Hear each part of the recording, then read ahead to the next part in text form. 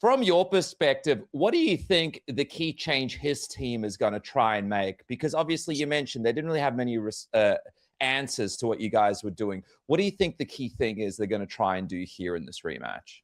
Look, I don't know if Diego can change his game because he's just a gamer. If you look at him, he expects the cop one to give you three, and if he's tough and he hits hard, so if he catches you in that pocket, that's where he does most of his damage. He's also pretty dangerous on the ground. He's got we've studied him a lot. He's got some. He does some really. He's got some very very slick moves. But we've gone through it all, and hopefully we've ticked all the boxes, and we're ready for it. Alexander Volkanovski, obviously one of the best featherweights of all time. You could argue he is the best featherweight of all time.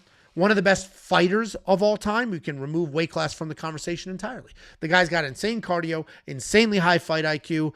He comes out here, he game plans well, and he works his ass off. He's taking on Diego Lopes, a very dangerous grappler who also has some very solid striking. He's a fighter coach hybrid. He's in Mexico coaching most of those high-level fighters. His jiu-jitsu is very good. His striking is very good. There's some random power in there. He's very exciting. He's very tough. We just saw one of the most spectacular fights ever when he beat Jean Silva in his last fight. This is a very good rematch. I'm good with it. I totally understand saying Mosvar deserves it. Personally, I think Mosvar deserves it. I think the order should be Mosvar, then Lerone Murphy. Then if you want to do Diego Lopes, that's fine, right? Because he's been here before. It was somewhat competitive. He keeps beating people. He knocked out Jean Silva. I get it. Thing you got to take into account here is for Diego Lopes, the first fight was in Miami, Florida. This fight he's going to the home country of the champ. This fight's in Australia. If he doesn't get the knockout, it might be hard to get the win on the points. I think he's going to be better. I think he's got a chance to get the win. It's going to be tough. He's fighting the champ, the guy that's, like I said, a Hall of Famer. He's more dimensional, but he is getting older. He has achieved things that Lopes hopes to achieve. If his trainers are top guys that I think they are, they will look at tape like I looked at, and they will see opportunities to get better. I think that at the end of the day that he's got a shot. I like the over. That would be my main play. The over, I think it's 3.5. Over 3.5 rounds, I believe it was minus 135. Yeah, I like Volk versus Lopes 2 is officially happening, and both fighters are ready to meet again in the cage. Confidence is high on both sides, and neither man sounds like he has doubts going into the rematch. They have already shared the cage once, so this time there are no surprises. But it's not just the fighters who are locked in. The whole boxing world is paying close attention to this one. Fans, analysts, and experts are all watching closely, trying to figure out what will be different this time and who will come out on top when it's over. Let's get your prediction. You versus Volkanovski, UFC 325 on January 31st. If you had to guess, how is this fight going to play out? This is a hard fight for me. I know Volk had a lot of experience. This guy know fight 5 minutes, But now I am a different guy. I'm a different guy. I know who I needed to do for win this fight. I'm so confident in myself, so confident in my team too. I'm surprised that everyone this January 3rd. Luke Thomas pointed out that age and wear are the only real reasons this rematch feels even slightly interesting. Volkanovski is older now and has taken damage in recent fights, so there is always a chance that something unexpected happens. But outside of that, Luke did not see a clear technical path where Diego suddenly flips the matchup. Alex is still hard to hit, hard to trap, and smart enough to stay safe if he senses danger. Luke said he takes Diego seriously, but seriousness alone does not close a skill gap like this. Doesn't work. Now, I know Volk is a little bit older. He is a little bit chinny in my view. But, he's obviously going to be hard to hit for anybody who's not like really, really good. So, I take Diego seriously. He gets a second crack. He gets to learn from it. Let's see what happens. But like if we're out there and it's round 3 and Volk is, you know, out there doing the salsa dancing, and Diego can't find him. He's like a fucking ghost out there, just, you know, styling on him. I'm gonna be like, dude, what was the fucking point of this? What was the point? Another big thing Luke focused on was how losing twice could actually hurt Diego more than help him. If Diego loses again, it follows him forever, especially if Alex retires soon after. Even if Diego later becomes champion, people will always bring up that he could not get past Volkanovski. Luke explained that losing badly twice is different from losing once and moving on. It makes the title feel weaker and the division feel stuck, like no one truly took the crown. Twice, right? Like if this thing backfires, I feel like it kind of backfires for Lopes as well, right? I mean, that's always the case, but this one's a little bit different only because it would have been twice in 3 fights. You know what I mean? Like, it's one thing to lose once and then that person leaves and you can kind of get it back. And it's like, oh, that person never beat the other person. And that's true, but it doesn't tend to matter as much. But if you lose like thoroughly twice, and again, these are big ifs, but if you lose thoroughly twice, then it just becomes like, this is a trinket where like, we're not even approximating. And then again, you also get back to, which is like, I think one of the central problems in MMA right now, generally, which is guys just handing titles back. Now, in the case of Volk retiring, you wouldn't be mad at him, but it's just as a larger phenomenon, whether people are moving divisions or retiring or whatever, no one is able to take belts off some of these guys sometimes, and they just have to hand it back. And that is bad for a division. The best thing for a division is for a title, as for someone's chain to get snatched. That's what you want. You want someone to just lose.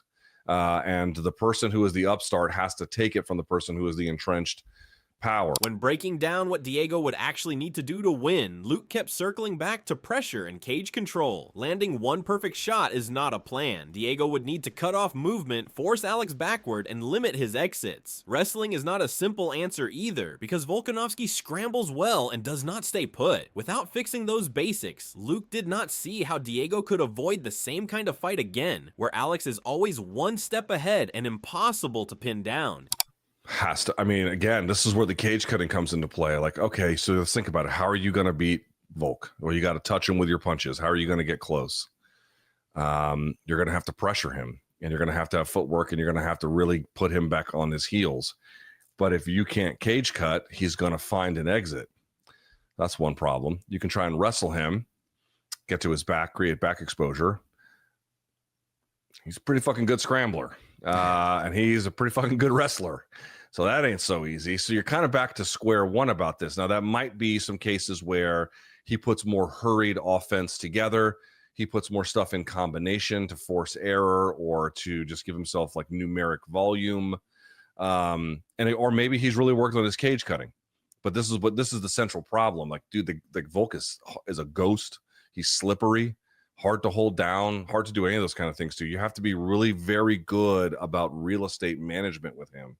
And if you're not, it's just hard to do anything. Dan Hardy leaned heavily into the idea that Diego's biggest advantage is learning time. He talked about how facing someone once can completely change how you read them later. Fighters often think they understand an opponent, but once they feel it, the reality is different. Dan pointed out that Volkanovski's movement has confused elite fighters before, and Diego now at least knows what that confusion feels like. Best fight. No, I think Lopes has got a good opportunity to change some things. You know, there's nothing like being in there with someone for a bunch of time to get a feel of how they move and you know what's different to what you expected, what they did that you know was a surprise, or even maybe, and this is a weird thing as well, sometimes you expect someone to do something, but then when it happens, it's not how you anticipated it. It's weird, and I feel like there are a lot of people that expect Volkanovski to move a particular way, and like Aldo just could not figure Volkanovski's movement out, and it just looked like Aldo was like, hang on, this is not what I expected. And I feel like, you know, sometimes having a bit of time with someone, then some time to dwell on it. And remember, Lopes knows that he's the one that really needs to raise his game to change something. I feel like it's a really good opportunity. It's not the kind of thing, if I was Volk, I'd be wanting to do, to, you know, to have such a good performance and then to go, oh yeah, no, let's run it back. it seems like an unnecessary risk. When Dan broke down what Diego needs to fix, he focused on footwork and discipline. He kept coming back to the idea that reaching and chasing is what gets people punished against Alex. Volkanovski thrives when opponents stretch themselves out and miss. Dan felt Diego needs to stay balanced, close space smarter, and cut off the cage instead of following. For Dan, this was the most realistic area where Diego could improve quickly. You know, I think overreaching. I think that's the easiest thing to fix. Is, you know, get your feet underneath you and try and cut the cage down. It's a weird thing, footwork, because it was. I remember when I was learning boxing back in the day when MMA was kind of a thing, but you know there was no gyms certainly, so everyone was going to wherever they could train, and I was doing a lot of boxing sessions, and there was such an obsession about footwork and control of the space, and I feel like that's massively underutilized now in a lot of ways. There are, you know, like Volk is a master of footwork. He's a master of movement. You know, again, I mentioned the Aldo fight, one of my favorite fights of his, where he constantly pulls Aldo out of shape, makes him reach for an opponent that's not there to be hit. And I think that's the challenge with Volk when he's fluid and when he's grooving.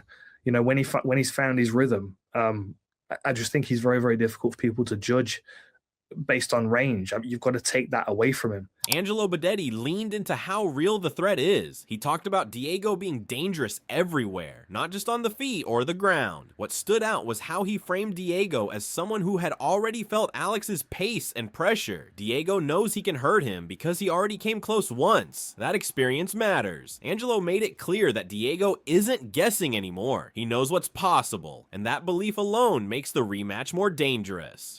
Alexander Volkanovski, obviously one of the best featherweights of all time. You could argue he is the best featherweight of all time. One of the best fighters of all time. We can remove weight class from the conversation entirely. The guy's got insane cardio, insanely high fight IQ. He comes out here, he game plans well, and he works his ass off. He's taking on Diego Lopes, a very dangerous grappler who also has some very solid striking. He's a fighter coach hybrid. He's in Mexico coaching most of those high-level fighters. His jiu-jitsu is very good. His striking is very good. There's some random power in there. He's very exciting. He's very tough. We just saw one of the most spectacular fights ever when he beat Jean Silva in his last fight. This is a very good rematch. For the rematch itself, Angelo leaned toward Alex, but explained why. He expects Alex to adjust by wrestling more, closing distance, and staying in Diego's face instead of giving him space. The danger zone for Alex is long range and wild pocket exchanges, and Angelo believes Alex will try to take those away early. That's what makes rematches so intriguing. I assume that Volk is going to come in here. I assume he's probably going to wrestle a little bit. I assume Volk is going to be looking to take away the distance, because the distance is where Diego was able to land that. Diego's only opportunities to land that big shot are right at distance at the edge of the striking range or in the pocket going nuts. I think Volk's going to come in here. I think he's going to wrestle a little heavier than he did in his last fight. I think he's going to back up Diego Lopes, and he's going to stay in his face. I got to pick Volk here. I picked Diego the first time. I was wrong. I was almost right for a second there, but I was wrong for 24 minutes of a 25-minute fight. If you think Volk's old and the chin's gone, you got to go Diego. If you think he's got some gas in that tank still, and he's just going to come out here and work his little ass off, then you got to go Volk.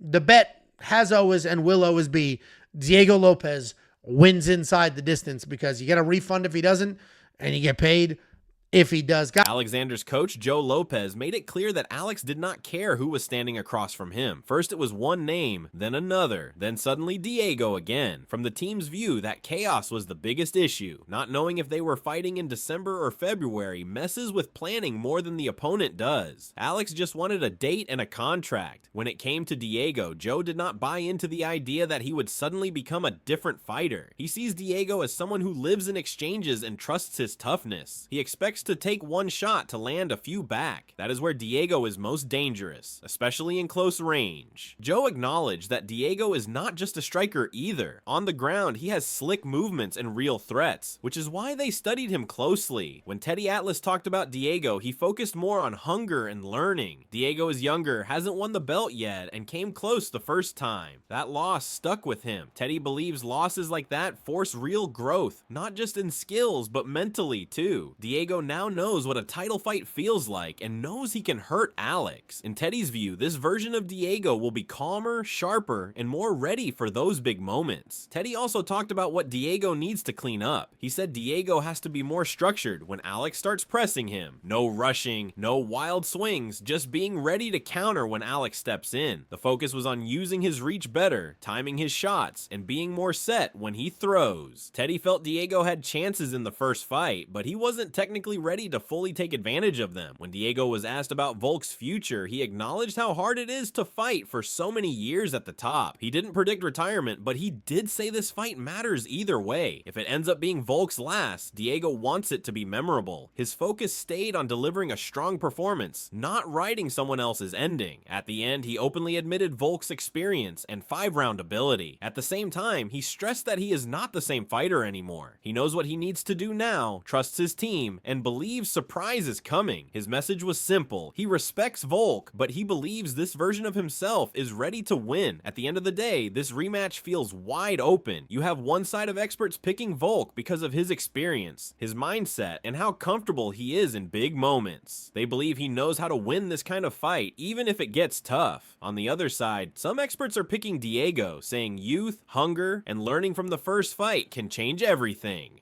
They see a fighter who knows what went wrong and comes back sharper. When predictions are this split, it usually means anything can happen once the cage door closes. Let us know in the comments below who you're picking and why.